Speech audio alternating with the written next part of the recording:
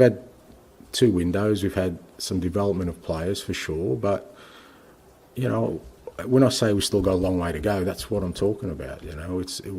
We can't be there yet because it's impossible to say that you're going to have drastic change and yet expect everybody to be on that journey. And it's not for the want of trying, and it's just that we're going to play a certain way, we're going to train a certain way, we're going to have a certain mindset, and that's not for everyone. And that the same way that I guess whether it's Liverpool or Arsenal, if you look at the beginning of their journeys, by the time they win the competition or have success, the team's almost unrecognisable. Well, that's the reality if you change. If you're staying on the same course, of course, or a similar course, but we've done a major pivot here. So that definitely is the case, yeah.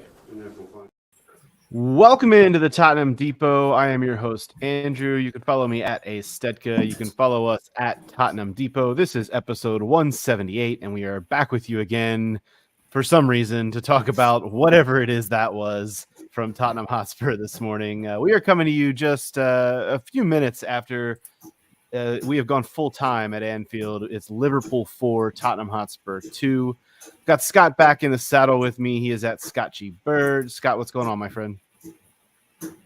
Chilling, more of the same. Well, not chilling, as we said the other day, but more of the same. Another match where we have more of the ball, do absolutely nothing with it, and end up getting played off of the park. But it's always nice to be able to chat with you two about our lovely team. And Caroline is also with us. Caroline abstained from potting with us, Scott, on Thursday, which in retrospect, I think was the best idea because I have nothing new to say that I didn't say on Thursday, but hopefully Caroline can offer some new thoughts. Caroline is at CG Stefko. Caroline, what's up with you on this, I guess, Sunday? I'm just going to call it a Sunday. It's not a fine Sunday. I guess I've saved up some thoughts, but I don't think it's anything that's going to surprise folks listening, if they've been listening to our pod for a while. I'm still feeling like we're on the right path with Ange. We're just hitting some little obstacles at the end of the season, and kind of, in that clip you played just now, I think today we saw some players who are not going to be on that journey or who should not be on that journey with us next season. So, it is what it is. And it feels like it's going to be a total grind to get through, the end of the season on the men's side of the club, but we'll get through it. Yeah, we will get through it. Three matches to go on that side of things. And that clip was from before this Liverpool match, kind of in the aftermath of the Chelsea debacle on Thursday. And I feel like I've now got like an array of Ange quotes lined up for the offseason, and we can react to those. But it does at this point just feel like getting to the offseason is the goal. Getting through these final 3 games is the goal, which is not a great feeling. We've talked about in our group chat how it's kind of felt this way almost every season since 2019 when we were in a Champions League final. But even the Premier League season down the stretch there did kind of feel like, okay, let's just get to this final and see if we can win something. Everyone, of course, knows how that went. This is now 4 straight league defeats for this club for the first time since they lost 6 straight in 2004. That's 20 years ago. I mean, that's kind of the context that I want to put this in, and this is how bad that this has gotten, Scott. Look, we're gonna keep this short and sweet today. There's not really a whole lot to say about the game. I do think it's nice that they came back and scored twice in the second half, and at least showed a little bit of heart after some changes. But what can be said about this that we didn't say on Thursday? I don't think there's much other than this isn't it. This is not good enough. Yeah, not good enough. And I do think there's elements to what Caroline's saying. This is just the standard rough patch under Postecoglou in his first year. I do think it's fair to ask the question, in other leagues, has he had infrastructure that separated his team from the rest of the pack in a way that he doesn't at Spurs? Maybe. But it is a pretty standard rough patch for an early Postecoglou tenure. The 4 losses in a row, I think a lot of that has to do with the fixture list, right? How often do you follow up Newcastle away with 2 London derbies, and then Liverpool away, right? It's a tough ask, especially for a really shitty team like we are at the moment. So I don't think it's, house on fire or anything like that, but it's not good. It's abysmal football. I don't even want to say lack of effort, because I don't know if that's the case, but it's certainly lack of awareness and ability at times, more than anything, if we're going to say it's not a lack of effort. But there's nothing at all good about what I'm seeing. And I said it in the group chat, you can break the game down into a few categories, right? It's patterns of ball progression. It's patterns with possession in the final third. We can talk about defensive and offensive transitions. We can talk about positioning in the final third, and all of those categories are just poor from Tottenham right now. So if you look at the stats, 1.16 XG to 3.22, we had more of the ball. We had 100 more passes completed than they did, but it's all for nothing, and that seems to be the theme. Caroline, when Scott and I potted after Thursday's match, and for those of you who missed that, you can go back and listen to Scott and I. We were kind of more angry about that result, and just more, I just wanted to lash out. We were both, that's the reason we jumped on the mics. We just kind of wanted to vent a little bit, knowing full well that this was a short-term vent, not a long-term vent. After today's match, I'm more in the process that I was talking about earlier, where I'm just like, okay, just be done with this season. 3 games left, just get them over with. I'm ready for not only the summer, but next season to see kind of where this long-term project goes. But when you look at the short term, like Scott mentioned, it's not house on fire, but the short term kind of is, because this is really, really bad. And we've been talking all season about a Champions League push right now. And Scott and I alluded to this in the last pod. It's actually like hold on for dear life for the Europa League spot at this point, or even Europe in general. Where are you at with that balance between indifference and anger at this point, between the way that this has kind of thudded toward the end of the season? I think I'm maybe a little bit in between anger and indifference, because to me, I'm not angry, because I think I understand that there are a lot of factors going into, what we're seeing on the pitch. Some of them in our control in the sense of like past transfer windows, some of them not in our control in the sense of injuries. And like Scott pointed out, the fixture schedule has not done us any favors. It kind of was reminding me of, last season, the women's team under Rianne Skinner. I feel like she kind of got, I don't want to say thrown under the bus, because I do think we needed a change in the end, but that fixture schedule wasn't doing her any favors either. But I'm not indifferent, because this is the club that I love. So of course I feel frustrated. I think that's probably where I'm at more, is just frustration, and feeling like it's not going to change much by the end of the season. I think we've got at least an easier fixture coming up to kind of hopefully, act as a circuit breaker, as they say. And then we've got the City game, which I think we all have kind of mixed feelings about. Oh, I don't think they're mixed. I don't think they're mixed at all. I think everyone would be completely fine just losing the City match, because that's how you prevent Arsenal from winning the league. Let's be honest. Like, let's not right. Call like a spade a diamond here. If we're being honest, we don't want to win that game. And we probably wouldn't win it anyway, so it's probably a moot point. But I just think that there are too many players on this team who are either just not suited to where we're going, not in good form, don't have some of the belief, I think, because of the way things have kind of played out. So it's not feeling great. So that's where I'm at. Yeah. First of all, I don't want Arsenal winning the league. And like Caroline said, there's absolutely no way we beat City. We could put out whomever and do whatever, and we're going to get absolutely steamrolled by them. It's fine. But I'm also kind of at the point where I'm just really tired of as a fan base being so focused on who wins, who loses, who's going to win the league, how can we impact that? Like, can we just stop being shit and maybe be in that conversation ourselves for once? Even when we got second on 86 points, and the year before that, where Leicester won the league and we were right there at the end, we dropped unnecessary points to Bournemouth, to Sheffield, to whomever, right? I think it was Middlesbrough one of those years. And then we depend on other people to impact our own season. Let's just impact our season ourselves, right? I'm really tired of it. And I think where I just become a little bit concerned is when you look at how much change is required. And just talked about it, right? We're not a club that historically handles that change well, right? We don't know how to move on players adequately. We have a hard time bringing in the right guys. Even guys have flashes of brilliance, right? And then struggle at times. So, it's not that I don't believe that we're in the early stages of a project that can be really good, but I don't have a lot of faith in this club from a project perspective, right? That's where I'm just a little bit concerned. And I think and in no way am I saying Ange should not be the manager at all, right? If this is something the club has to figure out, and they need to keep a manager in place for an extended period of time to be able to do that, right? But I have a little bit of concern with the infrastructure of the club and how they handle themselves, because it's there, but they just don't handle it properly.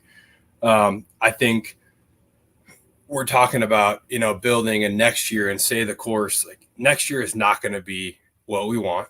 I'll tell you that right now. I mean, you can't overhaul what I would say is 8 players in that 11 right now, if you really want to get down to it in the summer, right? So I think we're probably 3, maybe 4 seasons away from challenging for the league, if I'm honest. And I think as a fan base, that's a hard place for a lot of people to be, because we can sack a manager and we can do it all over again and find ourselves deeper in a hole, or we can buckle in for a ride that's going to be tumultuous. But there's absolutely no way that, logic can say, and it could happen, right?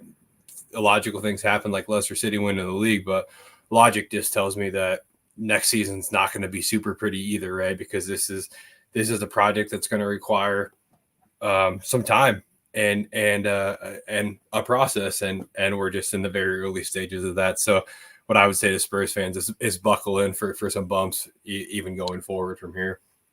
I hear what you're saying about project, Scott, but it's, we had kind of, as fans, have been led to believe that this new group that has come in has brought with it new analytics, new recruitment, new strategies in terms of building a squad. And like we heard in the clip from Ange before, he knows that outgoings are coming. Like, we know that there are more than a dozen players on this squad that need to go. And already some of the ones that have gone, like, that's been painful. We've talked about ad nauseum about the fact that this is a team that lost its best player at the start of the season, had a new manager, and is still going to end up being better than it was last season, with a higher table finish, we think, and more points. So if you're talking about linear progress, I think this is still on track. It's just, it's hard after the start that they had in the first 10 matches, and then for everything to go awry like it did in the Chelsea match back in the fall, for them to turn on their head and limp to the finish. To me, if I'd look back and see that this was the path for this season, I wouldn't be that shocked by this. But it is still really painful to watch them go through it and watch them have to stick players like Emerson Royale out there at left back and just watch him get toasted. Like, that's not what you want, obviously. Yeah, and I think that's kind of what I'm getting at in a way. Like, Daniel Levy had come out after we spent the first 6 weeks of the season flying and we're at top of the table and playing beautiful football and blah, blah, blah. And Levy came out and said, we have our Tottenham back. Sure. But I'll tell you what, our Tottenham, or that Tottenham that's back, has never done much. I mean, the last time we won the first division was in the 60s. Like, we have not won the league since the 60s, right? So we're talking 60 years. So yeah, sure, we have our Tottenham back, but that Tottenham was never good enough. And I think that's kind of where we're at right now. Like, if we're really going to challenge for the league, it's going to be a fucking process. Like, it is not just going to happen because we have never been there. We've gotten close, and then maybe that made us think that we could, and blah, blah, blah, right? We ended up not investing in the manager and sacking him who got us there to even sniffing around it, right? But we have a lot of work to do, and it takes a lot more than just Postecoglou and the football that he implements to be able to get there. And I think that's just what's, like, again, a little bit disheartening for me. I believe in Postecoglou. I believe in everything that he stands for as a manager, everything that he believes in from a footballing perspective. But it's Tottenham that I don't have as much faith in being able to get him there, right? And again, this is just me kind of venting, and I'm frustrated, right? Certainly we can do it, but it's not happening next year, I'll tell you that. Well, I don't know about winning the league happening next year. You know, I certainly wouldn't feel confident predicting that, but I do think I feel a little more optimistic than you do, Scott, simply because I don't think it could get much worse than this season in terms of having the sort of perfect storm of issues, you know, with Harry Kane departure, injury crisis midseason, you know, 3 players going off to their regional, you know, international tournaments. These things aren't going to happen next season. We're going to have a clean slate. We're going to have, I hope, a successful transfer window. And honestly, I think that's kind of where, as a fan base, we need to most shift our mindset in terms of, like, giving the club a little bit of trust.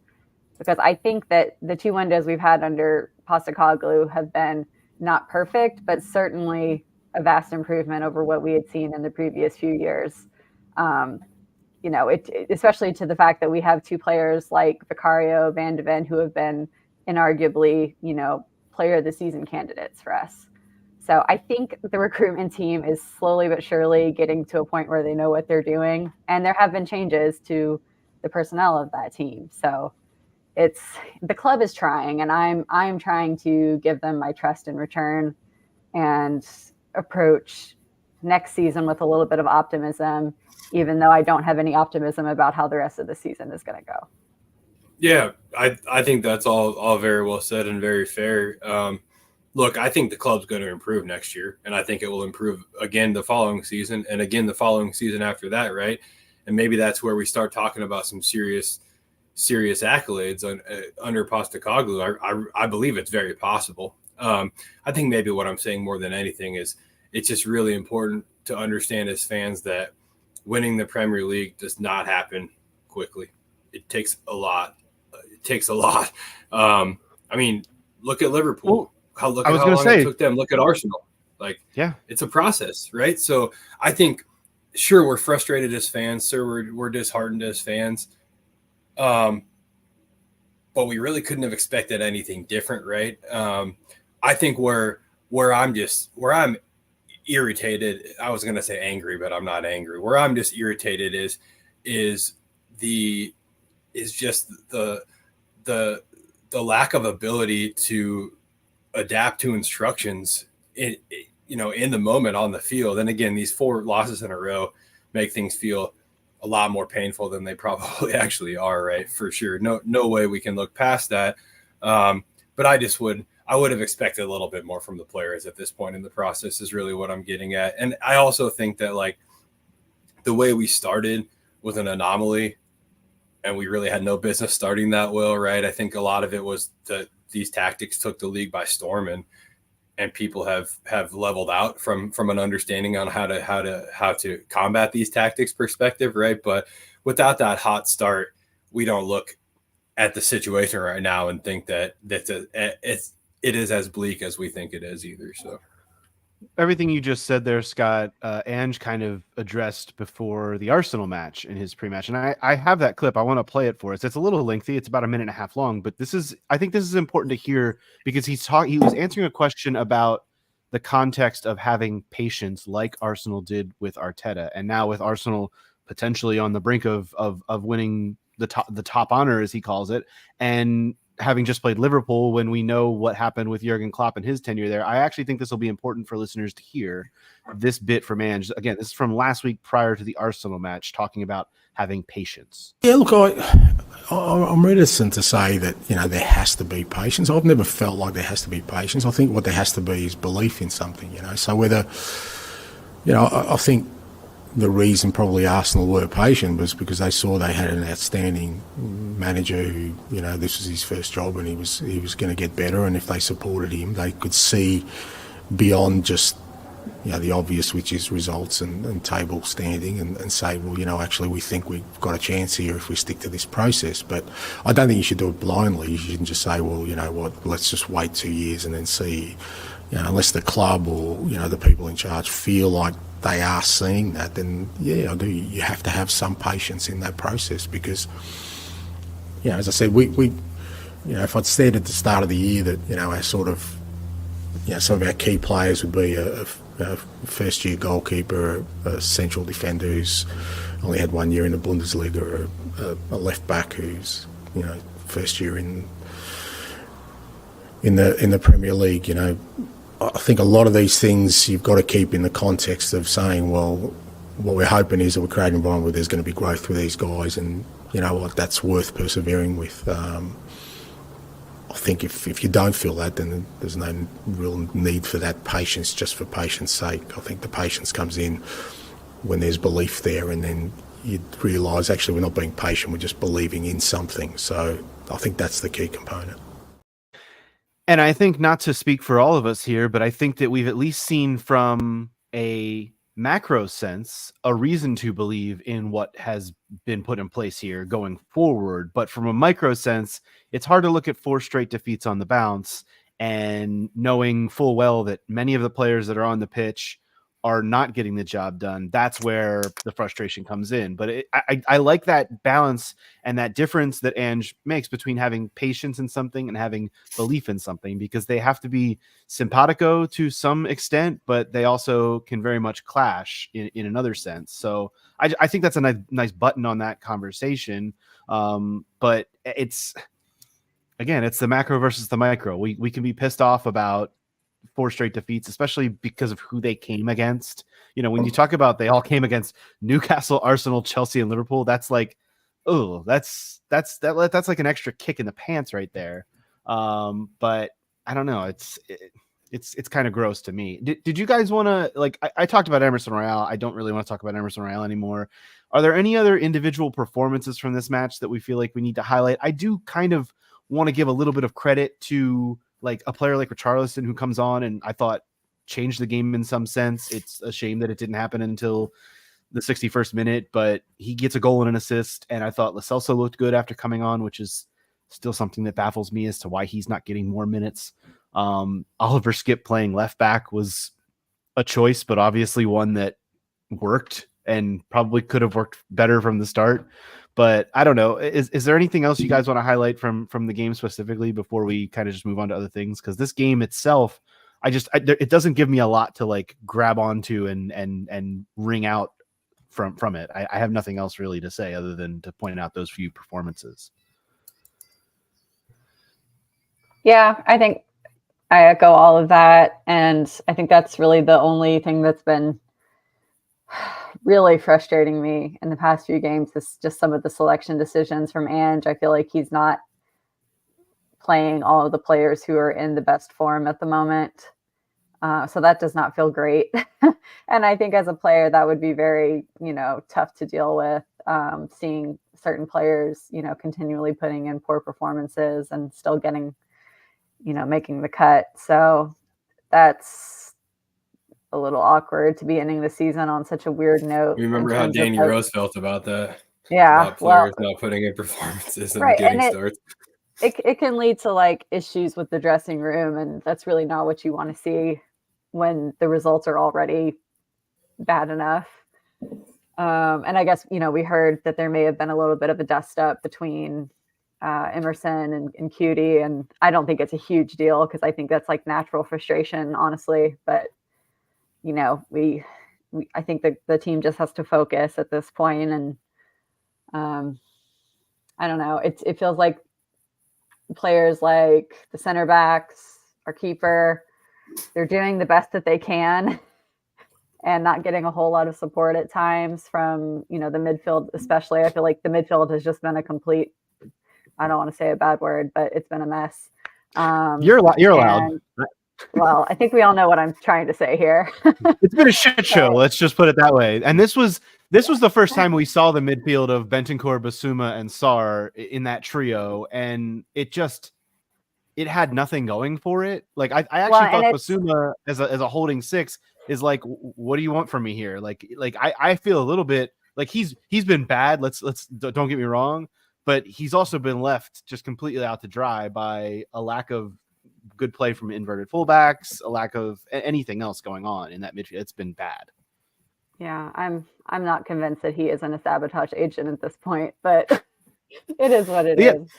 And the other thing I want to put back on is in the midfield are what's really not helping. So it kind of feels like Ange just needs to settle on a formation for that midfield and stick with it and let it be what it is, because the changing is not helping at all. Yeah, the only other thing I'll push back on from what you said there is I don't think the goalkeeper has been very good the last few games. I think he is and it's not that, you know, he's gotten good center back play in front of him, but nothing else. So I give him a little bit of, like, if I had Emerson Royale defending Mo Salah out to my left, I would have a bad time as well if I was in goal. But I think he's had a lot of indecision in the last handful of matches that have made things wobbly, and that hasn't been great for me either. Yeah, honestly, I think most of that indecision comes from the abysmal play in front of him. It's really hard to react adequately when your team is so poor in front of you. I liked Cudi getting into Emerson. I think that was great. I think Ange made the comment, you know, I just need more Cudi Romeros. And I think where I said earlier in the show that I'm just so frustrated with the squad is a lot of our issues are focus related. The Emerson completely left Salah wide open for the first goal. Focus issue for the third goal as well. The set piece issues. It's all focus. And like, I can, if I'm on a team, right, I can deal with my counterparts, my peers, my teammates making mistakes, right? Misplaying a pass or trying to put a risky pass through that doesn't come off, right? Those things are okay, but it's just the lack of focus and that leads to really poor decision making. That's so frustrating. And that's where I say I'm just concerned as to how much we have to do in the summer. I think we could go player by player minus the goalkeeper, the center backs, and Pedro Porro, but you could go through everybody else on the park today and pick apart poor decision making and I say lack of focus because the wrong decisions are constantly made. I mean, we could honestly go player by player, and it's probably not worth it at this point. But we just have a lot of work to do, and that's where I say the project is going to be an elongated one. We can't turn over a squad in the summer, and you know, as much as guys like Brennan Johnson have been great, we still need him backing somebody up. I think he's more talented if we want to push for the league, right? I think there's just a lot that we have to do, and it's gonna take some time. So buckle in. Buckle in, indeed. Burnley is next. Go ahead, Caroline, jump in. Yeah, just my last note on this game is in terms of the attack, I just felt very frustrated seeing the lack of risk taking. You know, it just feels like we don't have any ideas at the moment, and everybody's kind of playing like inside their own heads, and just so much hesitation. There were so many times where I just like screaming at the TV, like, you have to move faster. Like the speed of decision making, of movement, it just wasn't there. So it's the whole forward line, you know, and I think we weren't really set up in an ideal way today, you know, with Johnson being on his less preferred side, Sonny at striker, which has not been working for weeks now. And then, you know, Kulusevski, we were talking in our group chat about, you know, his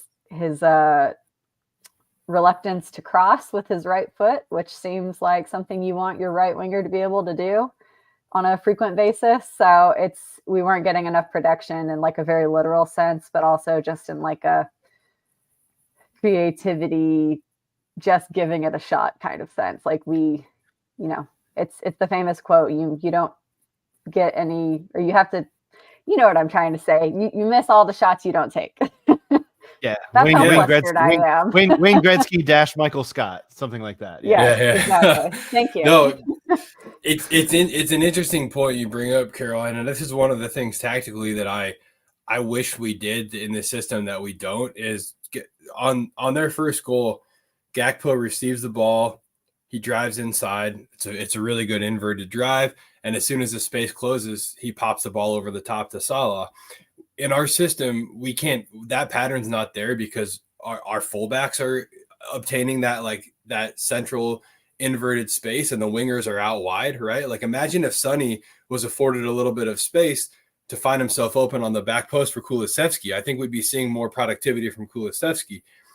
So again, I'm never going to be even remotely as talented as Ange Postecoglou from a tactical perspective, but it's one thing that I think we're missing that with our personnel is there. And maybe that goes into what I was talking about in the last couple of shows, right? That this is about project over points. But that's getting frustrating for sure. I mean, anyway, so we'll see. But there's things that I think we're not seeing from guys. And I think it's confusion. I think when you're playing so poorly, you do start to get confused and you're not quite sure what you should be doing. I think we're seeing that from Kulusevski quite a bit right now, just he's trying to force through balls that are not even remotely there every time he receives a ball on the wing, right? He did it to Son 3 times today, and you could tell Son was just like, okay, I'll go for a run, but like we just gave them the ball. So again, it's a lack of awareness that leads to confusion, and it's visible in the front third for sure. From a mathematical standpoint, Spurs are somehow still eligible for Champions League football because Villa lost today to Brighton, but it is a 7-point gap between the teams. Spurs still with the 1 game in hand. So Villa only have 2 games left to play. Any victory clinches Champions League in those 2 games. Even if they get 2 points, Spurs would then have to win all 3 games and surpass them in goal difference, which they currently trail by 9. So Champions League, for all intents and purposes, is done and dusted. Just mathematically, it's technically not. Where it gets kind of weird is when you look at holding on to 5th for the Europa League spot, because currently Spurs are 4 points ahead of Newcastle United for 6th and 6 points ahead of Chelsea for 7th. Manchester United, however, have a game in hand. They play tomorrow against Crystal Palace, tomorrow being Monday, and they could vault themselves all the way up to 57 points, which will be 3 back of Spurs on an even number of games. So with 3 games left, you really got to rely on winning at least one of those 3. And of course, they come against Burnley, City, and Sheffield United. So you'd hope you can get one of those. Maybe 4 points would definitely clear you into that Europa League spot, but it still is not out of the woods for Spurs to fall below 5th. So we'll just have to see how the final 3 games play out in that sense. And honestly, I think at this point, we're all just itching for them to be over. But it is Burnley next at home on Saturday. So I won't say look forward to that. We will barrel forward to that and then talk about it after it happens. Let's stay on Merseyside because Spurs women were up at Everton yesterday morning, Saturday for us here in the States. And this was a weird match. It was one that I'm reluctant to say is a good point just because it felt as if the 2 goals were kind of sloppy that were allowed. And then the 2 goals that Spurs scored, one on either side of halftime, were kind of gifts from Everton. Caroline, what was your assessment of this performance as the final tune-up ahead of the FA Cup final next week against Manchester United? Yeah, it was a weird game. I think we're on the women's side starting to get a little frustrated with the constant need for a comeback. I mean, we've been asking for this team to show more resilience, and they definitely have this season. So, that's a positive. But at the same time, you'd like them to be, switched on from the very start of the game. And I actually have to disagree. I think we gifted them their goals rather than the other way around because let's face it, Everton's keeper made it very difficult for us to get goals. She was really just on a tear. We had 13 shots on target and only got 2 of them in. So I think that kind of shows why she earned player of the match, rightfully so. Good for Courtney Brosnan. But yeah, the goals we conceded were not great. And part of me wonders if a little bit of it came down to the fact that Molly Bartrip was back in the starting lineup, not to like blame her, but just, you know, having that change of partnership with Luana Buller, who herself is, you know, fairly recently back from injury as well. So I think that was just kind of like a weird chemistry kind of situation. And we did concede from a set piece for the second goal. So that continues to be a recurring problem. That being said, I really liked a lot of what we saw in the attack, and the fact that we're continuing to generate a lot of chances is really encouraging, you know, ahead of this final. And actually, I think Drew Spence had a really great game for Spurs. And to me, well, and also the same goes for Beth England. You know, these are two very experienced players who have experience in cup finals as well. So those are the players you want to be hitting form right at this time. I think they're really going to, you know, lift us going into that fixture. And, you know, with Drew specifically, I think she does quite a few things that we don't always see from other, you know, players in that same position. I think she just has just a really great ability to press and force the opponent into errors, which we don't always see from, like, say, a Grace Clinton playing in that number 10 role. She's more of the, you know, dribble her way out of trouble sort. So, you know, different dimension, but I think it was really effective in this game. And we got a lot of players minutes who needed minutes. So that was also a really good thing, you know, from a squad management perspective. And I'm feeling pretty good about the final. You know, I was just talking to a friend of mine who supports United, and they played this morning. Wasn't able to watch because the FA player was having its usual, you know, lack of function. But he was telling me that his side, they're looking very out of ideas in the attack. And I feel like we have the exact opposite situation. Like, we're finding very different avenues to create, and that can only be a good thing. So yeah, that's where I'm at. How about you? I will also shout out Jess Naz once again, because I feel like we need to do that every week. I thought she had a really good performance, and Evelina Suminen as well. I thought that midfield, like you talked about Grace Clinton and having to dribble her way out of problems, but Suminen and Spence both made that midfield tick in this match for me. I hear what you're saying about this was weird because you said 13 shots on target, and I think it was like 26. I had it here. 26 shots 26 in general. Total. 13 of them. I mean, you're peppering the net, even if they're not all, you know, right on target. That's a good thing. You want those chances. You have more of the ball. You took more of the initiative. All of those things true. And pressure is a good thing. And we've seen that against United already, you know, as we look ahead to next week. So I think those are good things, but it is frustrating to allow a goal from kind of a poor clearance and just, you know, a well taken hit. But like, if you got to clear the ball properly at this level. And then the other one, stop me if you've heard this before, comes from a set piece, which is not only a problem that we talk about on the men's side, but on the women's side as well. They've had an issue with set piece goals specifically, which is frustrating. But if you can continue to keep pressure up, I mean, look, the way I look at this going into next week is that Manchester United are obviously the more accomplished side. They are the favorite going into this FA Cup final. This is a free hit for Spurs women. They can go at this with all they've got. Their place in the table is now confirmed. They will be 6th place in the table no matter what after this result against Everton. So this is like the cuppiest of cup finals with all to play for. Like it's literally just it's a go throw all of your cards on the table and push all the chips in. I'm mixing metaphors here, but like, you know what I'm saying? This is everything to play for here because nothing else matters in this season other than, you know, the continual development of Bobby Ball, as we like to call it here. And just like letting this team continue to grow. But boy, wouldn't it be nice to get a piece of silverware on the shelf, as part of that process. That would be pretty badass to do that.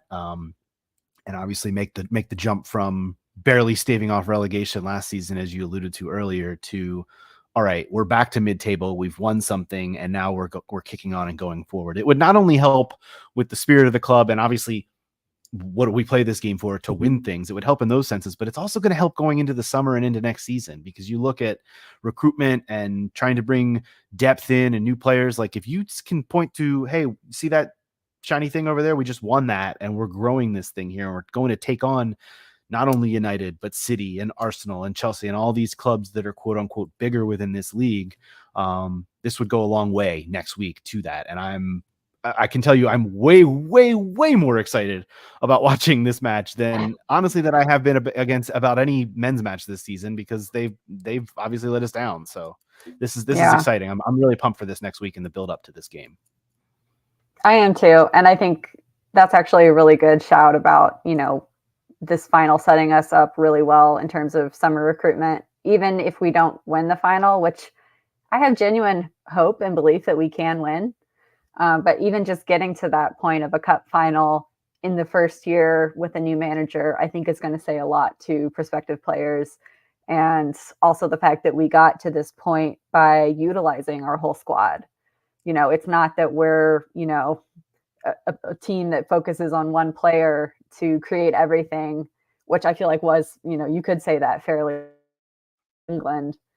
But we're a much more, the talent is spread out a lot more across the squad now. And it feels like we've also seen a lot of evidence that our manager can develop young players, or even players who have been with the squad and just needed to make that next, step up a level. Like Just Naz, for example, who we've been praising all season. So it's very encouraging. And I think no matter what the outcome is of this game, we can feel really positive about the journey that we took to get here. No question about it. What a concept, developing players and growing a squad and making everything better. We'll get to see it all on display at Wembley next Sunday. That match is 9:30 Eastern, 6:30 Pacific for those of us here in the States. So be sure to tune into that, and we will do a podcast after, hopefully talking about Tottenham Hotspur's first trophy on the women's side, and first trophy at all in quite some time. So that would be really something. So look forward to that. And yeah, we'll talk about whatever the hell happens with Burnley on the men's side as well. So look forward, I guess, to that as well. I said we would keep it short. We kind of did. We're well under an hour here on today's pod, and I like that because I don't have anything else to say. So I think that's the place to leave it. We will we'll kind of leave. There's some other silly ancillary news and notes, but we'll have time to get to that at another date. It's nothing that's pressing, so we'll talk about those things then. For Scott, he is at Scott G Bird. Caroline is at CG Stefko. You can follow me at A Stetka, and follow us at Tottenham Depot. Leave us a rating and review on your podcast app of choice. It really does help spread the word. And check us out on YouTube as well, youtube.com/Tottenham Depot. We'll talk to you next week. As always, come on, you Spurs.